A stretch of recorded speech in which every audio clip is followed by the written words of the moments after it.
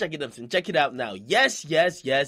Now, this day was coming for a long time, okay? Basically, these labels are redundant, okay? They're not needed. I mean, these guys who rap or who make music, you could basically really make a lot of money kind of promoting yourself, kind of getting independent deals. You don't need a record label to be doing everything for you. So what we've seen over the years, the record labels are losing a lot of money compared to what they used to get. And I'm just going to throw out some figures. You guys could do the research on it if you want to back up what I'm saying, because it's absolute fact. Basically, in the year 2000, okay, which is 17 years ago, they were making in the excess of like 13 or 14 billion dollars. Actually, the exact amount, right, that they were making back then just off selling CDs was 13.6 billion, okay? Now in 2015, going into 16, basically all that money, including streaming, because we know streaming is like a new revenue source, right? Including streaming, the money coming in for the music industry has dropped to 6 billion, okay, which means it's cut to half. Now imagine you're working a job and basically the next week, or like say a year from now, your boss tells you, hey, we're not going to pay you no 11 an hour. You getting like 5.55 or some shit like that. You ain't going to be too happy, all right? So basically, the labels have been looking around at everybody trying to squeeze more money out. That's the reason why they're pressuring SoundCloud. That's the reason why they're going at Tidal and Apple Music at times. They want to make sure they're getting enough money out of all these deals. Now, there's been one great area in hip-hop that they have kind of ignored, sometimes conveniently and sometimes not really, okay? And I'm talking about the mixtape market, okay? The last time the music industry cracked down on the mixtape market, famously, we saw DJ Drama get arrested. They raided his whole studio. He was actually selling physical CDs.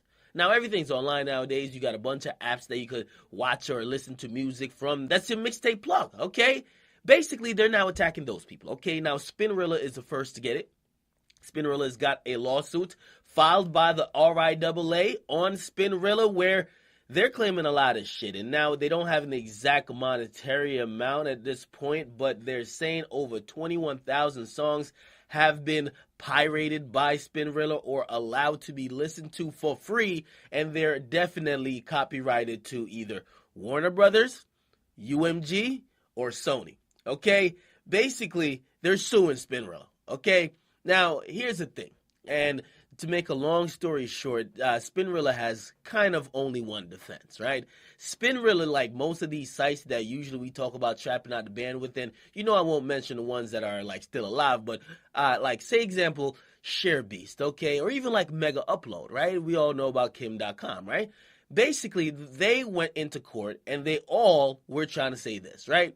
Hey, we did not infringe on their rights because we didn't upload like somebody's album. The people did it. Or somebody who used our site did it. Now, if we got a report that that was not supposed to be there, we'd remove it. So we did our job, but we didn't directly break the law. So basically, they would blame the people for uploading it. They would also kind of say, hey, we took it down when requested, which means we are clear. According to the laws, there's a DMCA law, which basically kind of clears the person who has the site, because you can't monitor everything that happens on the site, right? Imagine if Twitter was supposed to be blamed every time a nigga like upload a song of Drake or Kanye or some shit, okay? Now, here's the thing, because it hasn't always worked, okay? It didn't work, obviously, for Kim.com. It didn't work for a lot of these other sites that got taken down. So we're going to see how it actually plays out. I'm pretty sure Dat Piff Live mixtapes and all the other mixtape apps or sites, they're definitely watching this because, listen, man, we ain't got to say too much. Y'all niggas know what it is, okay? It's definitely a great area.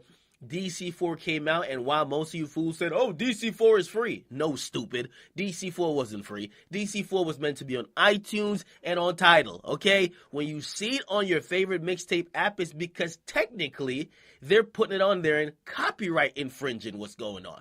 Now, basically, these labels are coming back around and say, wait, we probably could have sold more if y'all niggas didn't have it on y'all site. So they're coming back around. I do probably expect if these mixtape sites is getting as much money as I would think they're getting, they're probably going to cut a hefty check and probably get the labels to ease up off them for a couple of years. But these labels, they're not really into the mixtape apps no more or mixtape sites. You know why?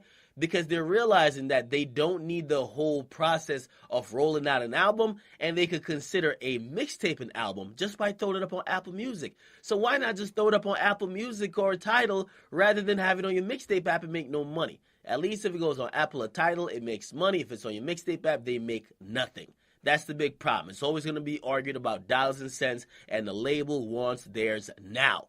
Okay? We'll see if they file lawsuits against anyone else, and we'll see what happens from here on out. Okay, they did put out a statement, which basically was just a bullshit-ass lawyer statement. Okay, basically saying, yo, they've been ripping up our shit for way too long, and we ready to get them clapped. All right? Get in the comment box, what you guys like them, subscribe to Bullshit Academics.